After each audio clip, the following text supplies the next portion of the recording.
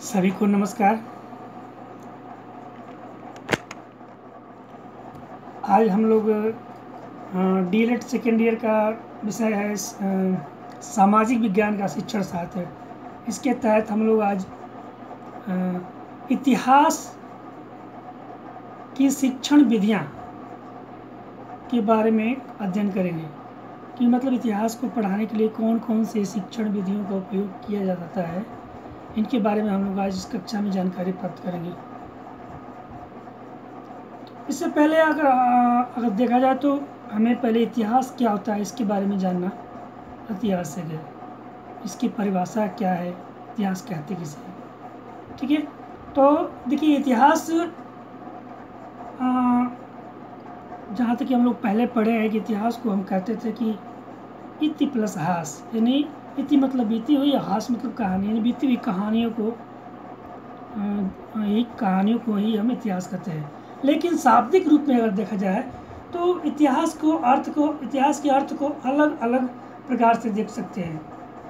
वहीं भारतीय परंपरा के अनुसार देखें तो इतिहास का अर्थ है कि ऐसा कभी हुआ है। मतलब हमारी भारतीय परंपरा कहती है इतिहास का मतलब होता है ऐसा कभी हुआ है, यानी कि इतिहास अतीत की घटनाओं की ओर संकेत करने वाला एक विषय के रूप में बन गया है, रह गया है। और इस प्रकार कह सकते हैं कि अतीत में जो भी घटनाएं घटित हुई हैं उनका हम अध्ययन करते हैं, वही इतिहास होता है। अगर दूसरे भाषा में देखा जाए तो उर्दू में इसको हम तारीख शब्द से संबोधित करते हैं। क्या कहते हैं? तारीख। लेकिन तारीख कह देने से ही इतिहास नहीं होता। तारीख में थोड़ी कमी है, यानी अब उसमें कहा जाता है तारीख तो अलग बात है उस भाषा में, फिर भी तारीख शब्द से इतिहास कंप्लीट नहीं होता, क्योंकि इतिहास में इसके अलावा बहुत सारी भी घटनाओं का जिक्र होता है, बहुत सारे पहलू उसमें छुपे होते हैं।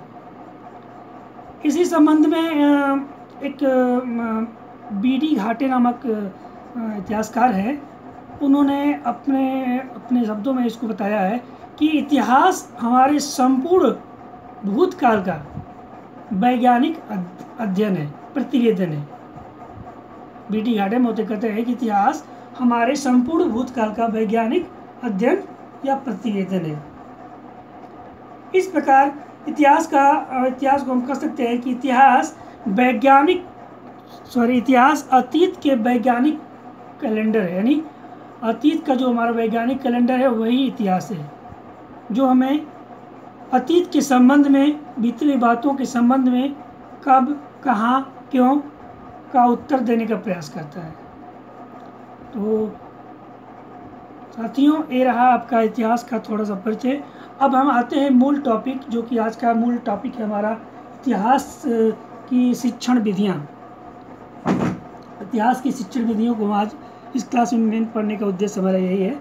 तो इतिहास की पढ़ाते समय हम कौन कौन से शिक्षण विधियों का प्रयोग करते हैं और इसके बारे में हम आज इस कक्षा में अध्ययन करेंगे। तो देखो, इतिहास पढ़ाते समय हम कई विधियों का, यानी 7-8 विधियाँ दिख रही है यहाँ पे, कई विधियों का हम प्रयोग करते हैं, जिसमें सबसे प्रथम विधि है कथात्मक विधि। कथात्मक यानी कथा, यानी कहानी के माध्यम से भी इतिहास को हम पढ़ा सकते हैं। और यह विधि जो है ख़ासतौर से छोटे बच्चों के पढ़ाने के लिए सबसे उत्तम विधि कही जाती है, क्योंकि छोटे बच्चों को जब कहानी सुनाते हैं ना तो बहुत इंटरेस्ट से सुनते हैं, बहुत रुचिपूर्वक सुनते हैं, और इसलिए इस विधि से इतिहास को पढ़ाने में रोचकता आती है और बच्चे रुचिपूर्वक पढ़ते भी हैं और उनको समझ में आ जाता है। इसलिए कथात्मक विधि का प्रयोग करके हम इतिहास के शिक्षण को कर सकते हैं। दूसरी विधि है खंड विधि, यानी टुकड़ों में करके पढ़ाना। इतिहास देखो बहुत व्यापक होता है, अब एक बार में किसी चीज़ को पढ़ा नहीं सकते हैं, इसलिए खंड करके टुकड़ों में करके पढ़ाएंगे। अब इसमें कौन से टुकड़े, कैसे टुकड़े करेंगे? जैसे इतिहास विषय में किसी एक कैरेक्टर या किसी एक चरित्र को उठाते हैं, जैसे अकबर वाले थे, अकबर को लेते हैं। अब अकबर से जुड़ी हुई बातें, अकबर क्या पहनता था, क्या खाता था, उसके दरबार में कौन कौन होते थे, नवरत्न क्या है, या उससे संबंधित बहुत सारी बुकें हैं, उसकी बुकों में उसका अध्ययन कर सकते हैं। तो इसलिए खंड में हम भी इतिहास को, खंड विधि से भी इतिहास को पढ़ा सकते हैं। तीसरा है आपका स्रोत विधि। स्रोत से यहाँ मतलब है तथ्य से है, यानी भूतकाल में छोड़ी गई जो भी तथ्य होते हैं उनके आधार मानकर हम अगर इतिहास को पढ़ाएंगे तो हमारा शिक्षण प्रभावशाली होगा, यानी तथ्यों के आधार पर। इसलिए स्रोत विधि का भी इसमें जिक्र किया गया है। अब हम देखते हैं समस्या समाधान विधि। एक विधि है समस्या समाधान विधि। देखिए यह विधि जो है शैक्षणिक विधि है, शिक्षण में इसका प्रयोग किया जाता है अक्सर। देखिए इस विधि में हर विषय में कोई न कोई समस्याएं होती है। उन समस्याओं के ऊपर हम क्या करते हैं कि आपस में चर्चा करते हैं बच्चों से और अपने खुद से, शिक्षक और बच्चे दोनों मिलकर के उस समस्या के बारे में खोजते हैं, उस पर अनुसंधान करते हैं, रिसर्च करते हैं, उसके बारे में पढ़ते हैं, अध्ययन करते हैं, तत्पश्चात निष्कर्ष निकाल करके उसके उद्देश्य को पाते हैं। इसलिए समस्या समाधान विधि भी इतिहास शिक्षण की विधियों में से एक विधि है। नेक्स्ट विधि है योजना विधि। योजना, जिसको किलपैट्रिक महोदय ने इसका प्रतिपादन किया था, जिसको हम अंग्रेजी में प्रोजेक्ट कहते हैं। प्रोजेक्ट यानी इतिहास से संबंधित प्रोजेक्ट बना करके भी इतिहास के शिक्षण को किया जा सकता है। अब इसमें प्रोजेक्ट कौन कौन से बनेगा, तो देखिए इसमें हम जैसे कि समय ग्राफ होता है, पुराने सिक्के होते हैं, मोहरे हो कैसी होती थी, या फिर कौन कौन से औजार यूज करते थे, इस तरह की कुछ प्रोजेक्ट बना करके हम इतिहास को शिक्षण में सुलभता प्राप्त कर सकते हैं। ठीक है, ये था आपका योजना विधि। अब नेक्स्ट विधि है व्याख्यान विधि। व्याख्यान विधि यानी भाषण देना। अगर देखा जाए तो यह विधि जो है बड़े बच्चों के लिए सबसे अच्छी होती है, क्योंकि बड़े बच्चों का जो मानसिक लेवल है छोटे बच्चों की अपेक्षा अधिक होता है और मजबूत होता है। इसलिए व्याख्या मतलब कोई किसी के द्वारा कही गई बातों को सुन करके ही वो अपने अवधारणाओं को क्लियर कर लेते हैं, वो अपने कॉन्सेप्ट को क्लियर कर लेते हैं। इसलिए व्याख्यान विधि यानी बातचीत विधि आपको व्याख्या विधि से भी इतिहास के शिक्षण को हम आसानी पूर्वक पढ़ा सकते हैं, कर सकते हैं। नेक्स्ट विधि है वाद विवाद विधि। देखो जब भी कोई हम पढ़ाते हैं कोई चीज़, तो अगर शिक्षक मात्र की ओर अपने ही बात को बोलता है, बच्चे चुपचाप मात्र सुनते हैं, तो वह विधि या वह विषय बिल्कुल अरुचिकर होती है। इसलिए इसमें बच्चों को सक्रिय करने के लिए कुछ उन्हें टॉपिक दे देते हैं किसी बात पर कि वो आपस में बातचीत करें, और बातचीत करने के बाद जो भी उसका निष्कर्ष निकले उसको क्लास में रखें। तो इसलिए वाद विवाद विधि भी बहुत अच्छी विधि है। इसमें बच्चों की सक्रियता भी होती है।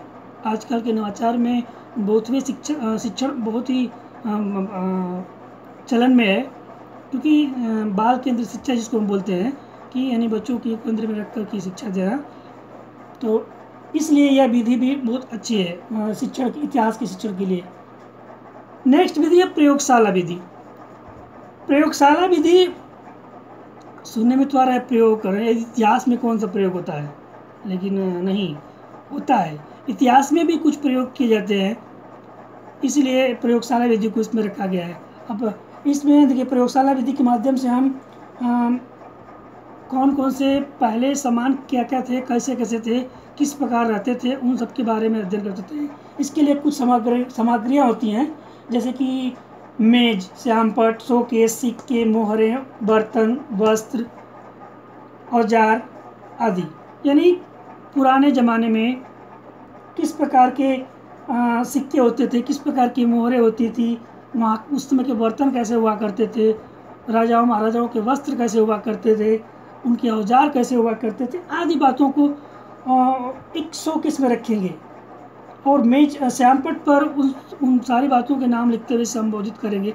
इसलिए इन सारी सामग्रियों का प्रयोग करेंगे। साथ साथ पुरानी बातों को जानने के लिए रेडियो, मैजिक लैंटर्न, साथ साथ प्रोजेक्ट अगर है तो प्रोजेक्टर का भी प्रयोग कर सकते हैं। इसके अलावा ऐतिहासिक मानचित्र और ऐतिहासिक रेखा चित्र या बहुत सारी सामग्रियों को इसमें हम शामिल करते हुए प्रयोग करते हैं और इतिहास के शिक्षण को करते हैं। तो इसलिए तो आज का हमारा यही था, इतिहास शिक्षण की विधियाँ, जिनमें हम लोगों ने ये 8 विधियों का अध्ययन किया। कौन कौन से की कथात्मक विधि यानी कहानी विधि, खंड विधि, स्रोत विधि, समस्या समाधान विधि, योजना विधि, व्याख्यान विधि, वाद विवाद विधि और अंत में प्रयोगशाला विधि। इस तरह से इन विधियों के सहारे, इन विधियों के माध्यम से हम इतिहास के शिक्षण को, अपने इतिहास के शिक्षण को और अधिक प्रभावशाली बना सकते हैं। तो हमारा आज का क्लास यही था, इसी के ऊपर हम आज बात करने वाले थे और किए। आशा करते हैं आप लोगों को अच्छा लगा होगा। धन्यवाद।